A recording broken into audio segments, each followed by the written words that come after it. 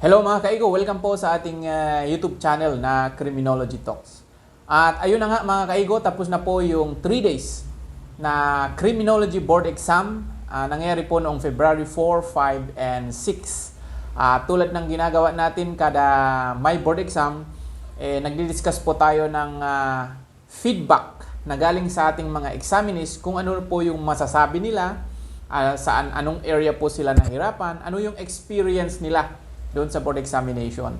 Para po sa mga susunod na magbo-board or ang ating mga criminal student, magkaroon po sila ng idea kung saan po madali, saan mahirap, saan yung parang katamtaman na areas. Kasi may 6 baga na area. Okay, so ang ginawa natin mga kaigo, nag-chat po tayo sa ating kilalang mga examinees, especially po yung mga dati nating estudyante. Tinalong lang natin, 4 lang po ang tinanong natin na saan nahirapan, saan nadalian, kumusta ang overall comment ninyo, kaya overall assessment ninyo, and of course kung may lumabas pa sa ni-review nila during the review, especially sa mga review centers kung nag-enroll sila sa mga review center. Okay, so i-discuss po natin mga kaigo. So ito na po ang una. Ang sabi po ng ating examinee ay, sa forensic po ako pinakanahirapan. O sa forensic, last year forensic din isa din po sa purpose natin is tignan natin po kung anong area po madalas sinasabi na mahirap. Kasi halos for the last 3 years po, no, kaigo, ang madalas po sinasabi talaga is forensic. Andyan po yung LEA. Last year po sa discussion natin sa video natin ito is lumabas din po ang LEA at forensic sciences. Sa pag-identify ng type of pattern, yan, lumabas daw po yung mga type of pattern kasi hindi po siya masyadong visible. Ngayon mga kaigo, no, sana naman sa PRC, pag naglagay ng picture, malinaw kasi isa din sa issue, or let's say reklamo or complaint, yung hindi masyadong makita yung mga picture na pinaglalagay. Siguro photocopy or tiyala. Tapos masyado pong technical yung terms yan. So when you say technicals, talagang yung mga term na para sa area na yun. Hindi pwedeng hulaan. Yan. Minsan kasi naghula-hula eh. Kapag hindi mo alam, hindi mo talaga alam, ganun po ang level. Yun, napakaganda yung pagkasabi niya dito eh. Okay? Pag hindi mo talaga alam, hindi mo alam yung sagot. Parang kahit applyan mo pa, siguro ng process of elimination, hindi mo makukuha. Yung ganun daw yung ka-level. Okay? So, yan ang justification niya, bakit mahirap. Forensic po sir, kasi yung ibang topic ay hindi na-discuss during regular lecture and final coaching sa review. Okay. Mga kaigo, asahan nyo po talaga na hindi man po talaga ituturo sa hindi lahat ituturo ang topic sa college, hindi rin po lahat maituturo sa review center. Okay? Diyan po kasi papasok yung self-review ninyo. Dito nyo na madidiscover yung mga ibang terms na hindi nyo na-meet sa review center, hindi rin nyo na-meet no undergrad. Forensic din. Lahat po mahirap pero mas nahirapan po ako sa LEA. Yan, lumabas din ang LEA. Last year po, lumabas din ang LEA. Consistent ang forensic. May CDI, yan, lumabas ang CDI. Last year, medyo lang lumalabas ang CDI. Medyo nahirapan naman din ako dito, sir, kasi karamihan about sa principle of intelligence yan. Kung makikita nyo, enumerate nyo yung mga lumabas, tignan nyo, principle of intelligence, arson, investigation, sprinkle system sa fire, and crime scene investigation. Laboratory examination about sa kung ano daw po ang issue na document upon receiving the evidence that the subject to examine. Yan. About chain of custody, chain of command. Chain of custody ng mga pieces of evidence. Chain of custody, yan nga, drugs and penalty. Wow. Dati hindi pinapakailaman ang penalty about sa drugs, yung RA 9165, pero sabi niya lumabas. And kind of cybercrime warrant, yan. The latest kind of crime, baga mga kaigo, is cybercrime. Clean Air and Water Act, may mga lumabas din doon, sir. Yan. So, ito na po mga kaigo. Yan, nagbigay siya ng mga reasons at nagbigay siya ng mga topics ng CDI na doon siya nahirapan. Okay? So, yan. Review na. Sa CLJ, LEA, sir, siguro sa puyat di makapag-focus tas forensic. Alam niyo po, ang puyat talaga, kung hindi talaga gumagana sa inyo magpuyat, matulog kayo, better na lang po na gumising kayo ng maaga sa umaga. Okay? Kasi pag puyat ka, hindi man lang gagana ang utak. Alam nyo sa review, isa po sa ina-advise ko talaga, the night before the exam, matulog po. Yung magkaiba kasi parang nagkakrami, no? Hindi naman sa inaano yung mga ibang lecturer, may mga nagle-lecture kasi a night before, puspusan. Pero sa akin kasi, parang a calm before the storm. So a night before, dapat have a proper sleep, then gumising ng umaga. Tignan nyo na, sa tingin niya na, apektuhan ng puyat kung bakit niya na. Yan, lumabas ang CLJ, sabi niya. Forensic consistent. Good evening, sir. Medyo okay na hindi, sir. Yan, medyo okay na hindi. So, parang ano, no. Nag-overthink ka nga na ngayon sa mga sagot ko kasi nahirapan po talaga ako lalo na sa area ng forensic science consistent. Kasi mostly sa mga lumabas na tanong is bago lang talaga sa akin and never ko po pa po talaga siya na-encounter kaya hirap na. Alam niyo, madalas ang comment na ganito yung first time nilang na-encounter yung term na yan. Siguro it's also ano sa atin ng mga lecturer na wag na iwasan na natin yung magturo ng mga yung madalas na babanggit. Let's explore kumbaga kung tayo mga lecturer sa college or sa review center. Kasi ito talaga po ang madalas nakikita ko yung first time nilang na-encounter yung term na yan. Okay? So we must dig pa. Ito mahaba, no? Sobrang nahirapan po ako, sir, sa forensic. Consistent forensic. Madaming lumbas na hindi ko man lang nabasa kahit isang beses yan. Sabi ko lang sa inyo, ha? First time. Yung inaasahan ko na fundamentals na naturo sa undergrad and sa review center ay sobrang unti lang ang lumabas po. Okay? So, napaka-importante po pa rin po ang fundamentals. Yung construction pa po ng question medyo malalim at yung mga choices magkakalapit din. Yan po yung tinatawag na choose the best answer. Kaya nga instruction, the best answer. May mga choices po talaga or options na sa tingin mo ito magkakaparehas. Pero meron po sagot yan. Meaning ng ibang choice ay mahirapan lang talaga na eliminate. Nahaluan na din ng kaba nung sa forensic dahil 2 hours and 30 minutes lang na nabitin, sir, dahil complicated yung mga questions. So, ang punto niya is yung sa test formulation. Okay? Siguro mga kaigo, lalo na sa mga review centers and especially sa review centers, siguro dapat nilang ituro yung paano ginagawa ng yung test formulation ng ating mga PRC for criminology. Paano nila fino-formulate yung question para hindi rin sila kasi there are lots of factors kung bakit ang estudyante bumagsak kasi. Okay? Hindi dahil sa wala siyang alam, hindi dahil sa kulang ang review niya. Kung hindi rin niya alam kasi minsan yung organization of question. Nagpapa-seminar naman, nagpapa-meeting naman po ang PCAP, lalo na sa test formulation, mga conferences na ginagawa ng PCAP. Isa sa mga topic is board exam test formulation. So, 2 beses na po tayo umattend dyan at yun, naintindihan ko, ganun pala ang paggawa nila ng tanong. So, yan ang punto niya. No?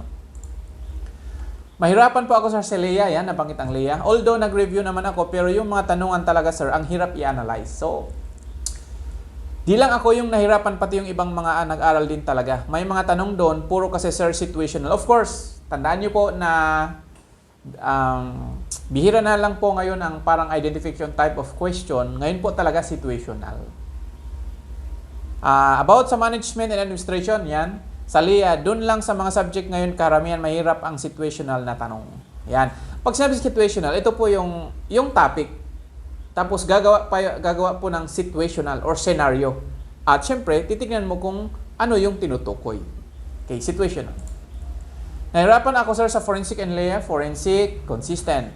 Sa LIA, sir, halos lahat ng answer magkakaparehas. Yan, yung natawag na choose the best answer. Kasi nangyari talaga yan. And medyo kinulang pa ako sa oras yan para ma-analyze ang sagot. Ito po mga kaigo, minsan kasi ang estudyante, especially sa undergrad, matagal po natin pinapansin na ang ginagawa kasi basa, sagot, ang ginagawa nila.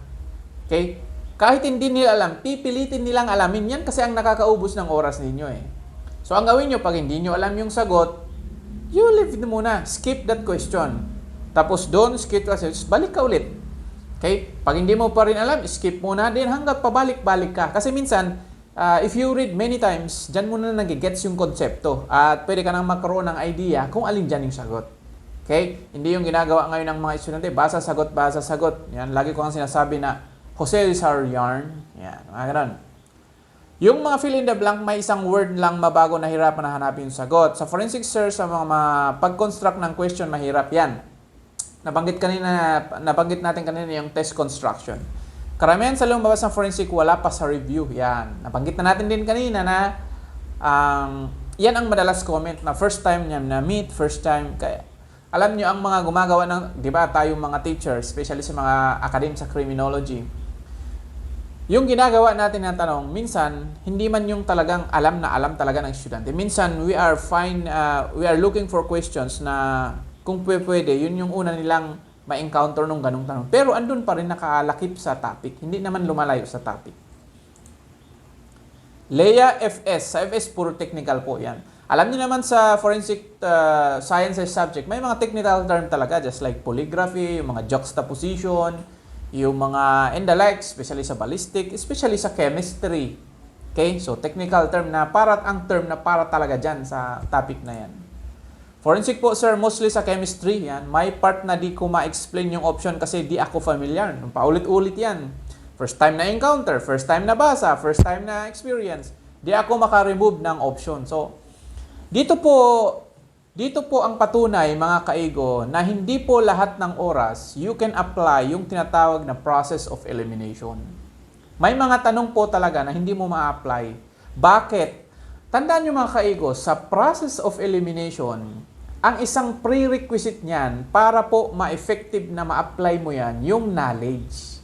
Hindi mo po makukuha ang tamang pag-process of elimination sa mga option kung wala ka din lang knowledge sa topic na yan. Kasi sa process of elimination, mga kaigo, ang aalisin mo is yung hindi sagot. Okay? Aalisin mo yan kasi alam mo, malayo talaga yan. So, ang prerequisite or una nyong maintindihan para ma-effective ma-apply ang process of elimination, dapat may knowledge kayo, kaya basa pa rin ang basa. Tignan nyo yun. Hindi niya ma-remove yung option kasi hindi siya familiar. Okay man po, sir. Okay daw, ha.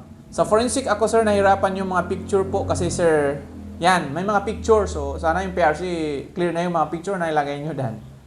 Kasi, sir, tas yung DNA yan, lumabas. Tas medyo kapos po, sir, sa oras. So, oras din ang problema. Nakikita natin, nabanggit din kanina, na isa sa oras, 2 hours and, sa hapon kasi 2 hours and, di ba? 2 hours and 30 minutes. Sa umaga ata, 3 hours, no? So, that's a lot of time kung nagbasa ka. Pero that's, kapos talaga yan pag wala ka talagang ka-idea. Ang daming nadismaya sa forensic ngayon dahil sa ilan lang talaga lumabas sa mga nire-review. So, asahan niyo po talaga yan na hindi man talaga po i-discuss lahat sa review. Okay, meron at meron po pa yung ma-leave out yan. Ang hirap pa makakuha ng clue. Yan, ha? Minsan yung may mga gumagamit ng clues, etc. May mga pagkakataon din po na hindi mo talaga magagamit yung technique na maghanap ka ng clue. Na unang-una, kasi nga hindi ka familiar doon sa term na yan, topic na yan. Kung may knowledge ka sana or info na intact sa utak mo, ma-apply mo yung process of elimination. Ma-apply mo yung pag-apply mo ng clue. Diba? So, not all the time na magagamit mo yun. Isa pa, nahirapan din dito yung mahina talaga sa pag-analyze. Yan, sinasabi niya na talagang yung mga criminology student ngayon or yung mga ma-board exam, dapat alam niyo po yung critical thinking, your ability to analyze questions. Malalalim ang English yan. Wala tayong magagawa, hindi na natin makontrol yan. Kung gusto nilang gumamit ng malalalim na English, kailangan nating aralin. Kaya nga, dapat mayaman sana tayo, especially kayo mga crim student and crim examiner, ng mga vocabularies. Okay? Criminology terms. At higit sa lahat, 2 hours and 30 minutes lang yung exam paghapon, kaya kulang na kulang yung oras sa pag-intindi ng sagot. Lalo kung medyo mahina pa sa pag-analyze, nakakataranta talaga. Siguro, kung madalas ang problema sa oras, maybe the PRC should also consider this, the PRC, na ilagay kung sa hapon, ang alam ko kasi 3 hours sa umaga. No? Correct me if I'm wrong, i-comment nyo na lang. Okay? Kung sa hapon, mas maikli ang oras, siguro ilagay natin yung mga topic na hindi masyadong, yung area na hindi masyadong need ng analyzation. Okay. Napakahirap ng Leia sa board exam dahil halos wala naman masyadong lumabas doon sa mga review. Tanging kailangan lang dito talaga ay matinding reading comprehension. Tama yan. Alam nyo, agree kayo man or disagree sa akin, isa po talaga sa weakness ng criminology student is reading comprehension. When we say reading comprehension, mga kaigo, ito po yung you understand what you are reading. iniintindi mo. Binasa mo nga ang tanong, naintindihan mo ba? So, kung mga kaigo, kung hindi mo naintindihan ng tanong, what do you expect? Makukuha mo ang sagot kung hindi mo naintindihan ang tanong. Isip na lang kung natsambahan mo. Higit mahirap talaga lalo na kung mahina sa vocabulary. Nabanggit na natin yan. Ginagamitan ng mga malalalim na English ang tanong. Ngayon na board exam, may clear na lang tanungan sa LIA. May part na parang meaning lang yung tinatanong pero iniba yung term. Kaya confusing talaga. Vocabularies, mga kaigo. May part din na mahaba pero usually gagamitan na lang ng common sense. So far, yan, totoo po yan ha. Kasi may mga tanong po talaga na you just use your common sense. Makukuha naman ang sagot. Basta, knowledgeable ka nga sa topic. Okay? So far, pinaka-concern lang kung bakit mahirap ay dun sa malalalim na English yan. Yan po ang punto niya, nahirapan. Bakit? Mahina siya sa vocabulary. Or mga synonyms at isa na rin ang nakalimutan yung ibang topic yan. Ito. Nahirapan ako sir sa LIA at forensic science. Maraming mga bago na term yan ha. Ulit-ulit nating sinasabi mga kaigo na first time mong mabasa yung tanong na yan. Vocabularies, maraming mga bago na term and words na doon ko lang na-encounter lalo na sa photography yan. Photography, may mga bagong terms, di ba? Ang mga terms din is shutter speed, yung mga depth of field. Siguro let's explore yung mga terms na ginagamit yan. Nahirapan po ako sir sa LIA at forensic. Sa LIA po kasi sir madami yung terms word na same pero yan. It complements, supports yung ibang sinasabi ng iba na may mga bago talaga na words na ginagamit. Na same pero iba meaning. Tapos madami din sir yung dapat talaga yung formulas. Kaya medyo naging alangan ako kasi mabilis talaga ako sir makalimot. Yan. Maybe you mag-research tayo ng mga siguro pagkain or foods na hindi tayo madalas makalimot. Nandiyan nga yung mani, sabi ba pero nilagang mani, yun isa daw. Sa forensic naman sir, madami lumabas na hindi naman namin na ituro during review, lalo na sa chemistry yan. Ang dami po talagang terms mga kaigo sa chemistry. Tapos madami pa sir mga typo error na words sa choices. I don't know kung nagkaka-typo error sa board exam. Possible naman na nangyayari yan kasi ang nagta-type lang naman dyan ay human. So may human error. Forensic science, simula pa lang sir, bumungad na yung tanungan of DNA fingerprinting. Yan, ito na yung mga topic na banggit niya, chromosomes. Sa ano din to theories of crime causation, lumalabas din ang mga word na chromosomes, legal medicine, cells na parang nursing. Talaga naman, parang nursing naman talaga yan. Yung tanungan sir, molecule, yung star-like daw. Baka star-like yan, no?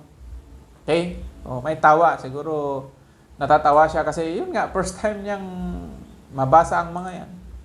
Forensic, may mga maintindihan kung saan makukuha yung question tapos yung mga multiple choice na nilagay, pare-pare na tama, hirap pumili. So yan ha, paulit-ulit nating sinabi na may mga anuman talaga na magkakaparehas ang meaning, words, or choices, or options. All you have to do, okay, is to apply, or all you have to do is to choose the best answer.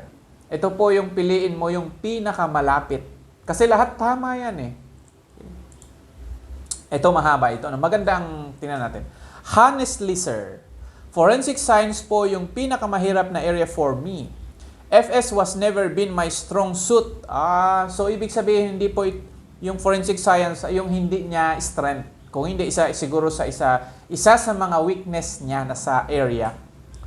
Ito po yung masasabi kong sinacrifice ko na area out of 6. During review, sir, I decided to only cover the basics sa area na ito kasi nahirapan po akong mag-memorize ng mga terms. Talaga, terms nga eh. Marami po talagang terms sa forensic science. Photography, fingerprint, QD, name it. Ito din po kasi yung last area na discuss sa amin sa review center and during that time, overwhelmed na po ako sa dami ng information. Totoo po yan. Minsan po, ang mga reviewees, estudyante na overwhelmed po talaga sila pag ang dami mo nang ituturo sa isang lesson. Kaya alam mo po, isa sa mga ginagawa ko sa lecture sa college, kada lecture, halimbawa sa 1 hour and 30 minutes na yun, isang topic lang po talaga ang i-discuss ko dyan. Okay? Hindi ko na pinapaabot ng dalawang topic. Kung baga halimbawa, components of polygraph, yun lang i-discuss ko. Hindi ko na i-discuss muna yung attachment. Kasi minsan, na-overwhelm po sila eh. Okay? Sa dami ng information na kailangan nang ipasok sa utak, minsan na-overwhelm talaga at nakakalimutan. Yan ang punto niya. And na-stress kasi wala pa po akong slot for board exam yan. Iniisip. Kaya alam niyo ito po yung madalas problema. Kayo pong mga fourth year ngayon, pag-graduate nyo po, asikasuhin nyo tulos, asikasuhin nyo agad-agad yung mga requirements, lalong-lalo na po sa thesis. Okay? Lalo na yung mga pinapayagan na hindi naman nag-bookbind, asikasuhin na yung mga requirements, NBI, isingit-singit na sa schedule ninyo. Kasi minsan po ito ang nangyayari, sakalang po gagalaw kapag po nagsabi na ang PRC ng deadline, di ba? Okay, another factor din ata sir, kaya nahirapan ako kasi ayoko po ng area na ito. Yan, mahirap po talaga yan. Alam niyo, pinaka-hit ko talaga subject no undergrad is photography. Pinaka-hit ko talaga kasi hindi ko talaga maintindihan. Pero nung naging instructor ako ng college, tinuro ko po yan kasi gusto kong maintindihan. Okay, pero mahirap talaga pag hindi mo talaga gusto yung subject eh. Pero wala tayong magagawa, board exam eh. Kinaya naman po sagutan kahit hindi masyadong in-depth yung review. May regrets lang sa part na maybe I should tried harder to really study this area para sa hindi na ako Yan po kasi papasok mga kaigo, yung kagandahan pag siksik talaga ang fundamentals mo eh. Okay? Pag siksik ang fundamentals mo or kaalaman mo nung college. Kasi, alam mo ganito ha, pag marami ka pong alam, for example sa forensic science, konti na lang po ang gugugulin mo na oras sa review. Unlike kung wala ka po talagang foundation, na solid foundation o fundamentals nung review, nung college, marami ka talagang kakainin na oras sa kakaintindihan. Kaya yung mga college ngayon, okay, you absorb, okay, as many information as much information as you can. Okay? Damihan ninyo para pagdating sa review, hindi na kayo mahirapan. So yan. Okay. Law enforcement, forensic, and criminal law. 2 beses na nabanggit ang CLG. Kaunti lang po ang mga lumabas sa review at lahat po ang question ay situational. Alam niyo mga kaigo, ito po yung assessment ko sa madalas sinasabi na wala sa ni-review. Okay? Minsan sa review center kasi, sa undergrad, i-discuss po talaga yung main topic. Okay? At sa main topic na yan, marami ka po talagang magagawa na tanong. At parang hindi lumabas sa ni-review ninyo kasi mga bagong term ang ginamit, mga bagong idea, pero yung question na yan, nakaangkla doon sa topic na diniscuss nung review or undergrad. So yun po ang assessment ko dyan na, kasi pag nagpapa-exam kasi ako sa undergrad mga kaigo, ang sinasabi ng estudyante, bakit wala sa notes natin? Meron po yan. Okay? Just like yung meaning ng polygraphy, gagawa ka po ng mga tanong about dyan. Okay? Kasi minsan, siguro ini-expect ninyo na kung ano ang nilagay na definition sa notes ninyo, anong nilagay na definition sa mga review materials ninyo na binigay ng mga review centers, ay ganun din ang ilalagay sa board. Hindi po. Okay? Kaya nga situational eh. Yan. So, yan po yung mga kaigo, yan po yung area kung saan nahirapan po ang ating mga examinees.